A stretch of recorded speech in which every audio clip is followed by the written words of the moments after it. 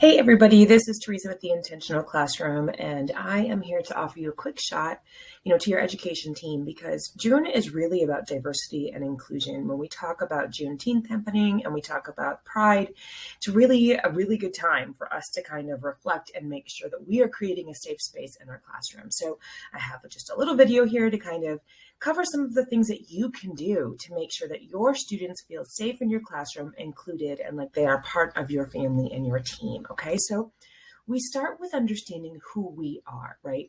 When we think about who we are as an educator, who we are as a human being, take off educator for a second, just as a human being, we look at things like our race. That does partly make who we are, right? Our gender identity, who do we feel like? Are we female? Are we non-binary? Are we male? Honestly, guys, I don't care what you believe. The science has proven that it's not all in our body. That is a mindset. Our gender is a mindset. So do you know what your gender identity is? Do you have your sexual orientation? What is your religion? These are things that start to make up our character and who we are.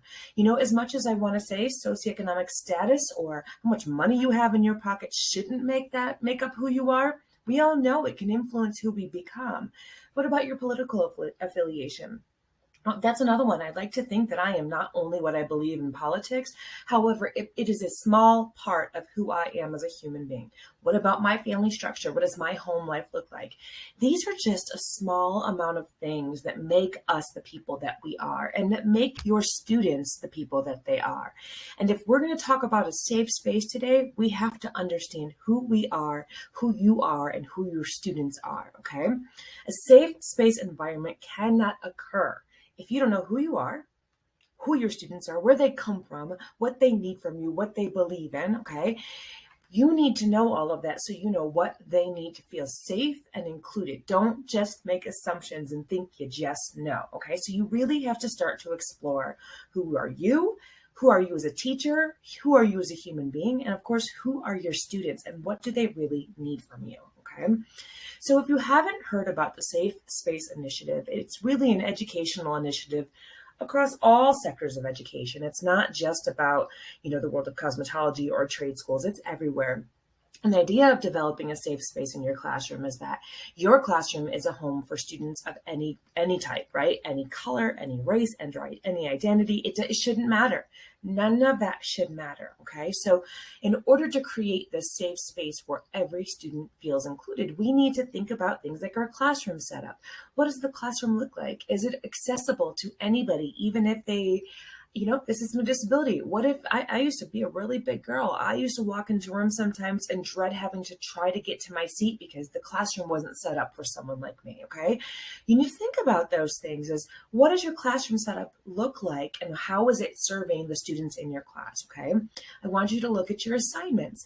Are they diverse? Do they address all types of people or is it just one type of person, right? Whether it's a practical assignment or a theory assignment, is there something that you can do to alter that assignment to be a little more inclusive, okay? Look at your presentations. What are the pictures of? Is it the same type of human being on every single slide in your pictures?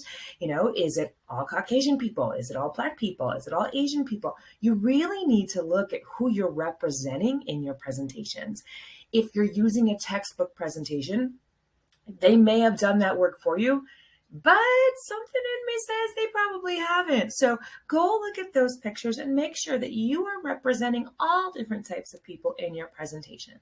I also want you to look at your communications. How are you speaking to people? How are you replying back to people? Are you talking above your students where, maybe your students come from a poorer socioeconomic background and you're teaching, or you're talking to them or emailing to them like they have a PhD. I know I have that problem. I have a tendency to do that I write above my audience. And that's not really fair to them. It's not their fault that they don't have the same grammatical mastering that I have, right? So make sure that you're using words and language that really works for the students in front of you, okay?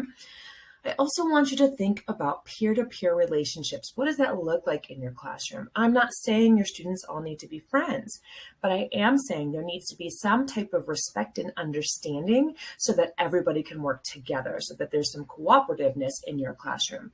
I will tell you that's not magic. That doesn't happen on its own. You have to make sure that you have activities that push your students to think differently, work together, and to think globally. Finally, I want you to think about your relationship with students. If you've watched any videos of mine, you know I have some pretty firm and hard boundaries when it comes to friendships with students and giving students any information of mine. I mean, I have some pretty strong rules about that kind of stuff. That does not mean I don't have a connection to my students. That doesn't mean I don't try to be empathetic and understand who they are and where they come from. So really do some reflection in every student, not just the students you get along with. And in fact, maybe don't think about those ones so much. You already get along with them. Look at the students that you feel like you don't have a strong relationship with and kind of figure out, well, why is that? Why don't you have that relationship? Okay. So let's take 1 second to kind of think about something big and ugly. All right. And I want to talk to you about ingrained bias, because as educators, our job is to ensure that every student feels welcome, safe, and included. Okay. However, everybody has some type of ingrained bias. And let me be clear, this is not something you were born with. This is something that you were raised into, right? Every family has their own sense of ideals and morality that they believe is their truth, right? And so we're raised to fear things. We're raised to fear spiders. Spiders don't need to be scary. I'm terrified of them, but I was taught to be terrified of them, right? It's the same thing with our own prejudice and bias, that we all have it inside of us. We all do. And I'm sorry if you're sitting there thinking, I don't have a bias against anybody. You probably do. You might not even know it. Okay. So we have to do some self-reflection and take some conscious thought. Okay. To think about what our bias might be. There's all sorts of quizzes online that you can take that will help you identify bias in you, but you really need to take some time so that you recognize where you might be treating people differently, even if it's not intentional. And I want to say that because, of course, I don't believe that you're intentionally treating different students differently, but sometimes we don't even know. So here's a little grain of hard truth before we wrap things up. As teachers, it is our job to make students feel welcome. Your classroom is no place for you to hold any prejudice against any specific race, gender identity, their sex, their sexual orientation, their socioeconomic status, or their backgrounds, right? If you've got it in your brain, you better suppress it, right? If you have an issue with a student representing themselves a certain way that you don't like, you better suppress it, because it is not your place, and this is not the place for you to hold any judgment on somebody. So if you have trouble removing those judgments out of you and treating every student with the same respect, regardless of how they live their life or what they're doing or where they come from, you shouldn't be teaching. I know, ugly. You don't want to hear it, right? Some people think, no, it's my job to guide them to the right way. Who says it's the right way? We're talking about a safe space for everybody. And the minute we believe it's our job to guide students to what aligns to our morals, it's not a safe space anymore. Now you're alienating students, okay? So remember, your personal opinions have zero place in that classroom. Okay. Spiel done, right? Hard truth done. Let's take action. What are some things you can do right now to create a safer space in your classroom? Well, number one, learn your students' pronouns. I will tell you, it makes a world of difference. And I've had people in education say, oh, well, I don't believe in that. Again, this isn't about your beliefs. This is about the beliefs of the student and making sure the students feel safe. So ask them their pronouns. What are their preferred pronouns? And then use them, okay? It's that simple. It's called respect. It's respect for people living their lives when they're hurting nobody, okay? So use the pronouns that they've asked you to use, right? Look at your diversity statement. If you don't have one, write a class diversity inclusion statement. Involve your students in that statement and how we're going to treat each other, how we're going to include and welcome everybody. Write a statement, make it your class motto, okay? Next, step outside the textbook. I know you have a curriculum you have to follow. Yay, that's what I do for a living, is I write curriculum, right? But you need to make sure that that curriculum addresses every type of student in your classroom. Find examples outside of the textbook. Find examples that apply to everyone sitting in front of you. It makes a world of difference for a student feeling like, I belong here, I'm part of the learning process because I see people like me in this lesson, okay? The next one is to build a community, all right? And what I mean by that is team building and things that are not about the trade or about the lesson, coming up with quick things every single day that unifies your classroom into a family or a community, okay? When we have that sense of community, that peer-to-peer relationship that we talked about earlier is improved. And so does ours. We have a better understanding of who people are when there's a sense of community in your classroom, okay? And then finally, identify ways to be more inclusive in your lessons. Look for ways, ask your students, what would make you feel like you're more included? Ask the question, what could it hurt, right? Don't just assume, don't use stereotypes. Ask your students, how can I make this topic more relatable to you? How can I make sure you feel like you're part of this lesson, okay?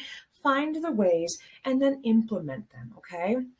The big thing here is to be kind, right? Claiming you have a safe space, but then not having any action behind it really does the opposite, because nothing drives me crazier than when a student or a teacher hangs the safe space sticker, which you can get them online, a safe space sticker in their window. But then a student comes in and you see that that teacher doesn't like that student, or they don't like how that student presents themselves, and they don't treat that student with kindness because they're judging them, okay? So safe space initiatives only work when you really evaluate everything in your class and make sure that anybody could sit in your classroom and say, I feel like I'm a part of this, okay? So above all, be kind, be welcoming, be inclusive, make students feel like they are a part of the learning process, because if you don't do that, you're going to lose them.